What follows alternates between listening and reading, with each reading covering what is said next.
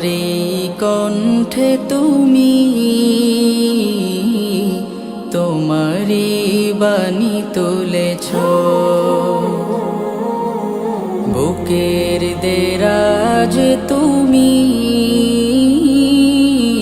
কোরআনের স্থান দিয়েছ।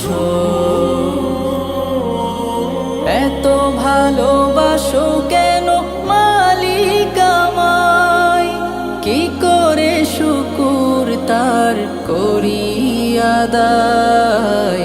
এত ভালোবাসো কেন মালিক আমায়, এত ভালোবাসো কেন মালিক আমায়।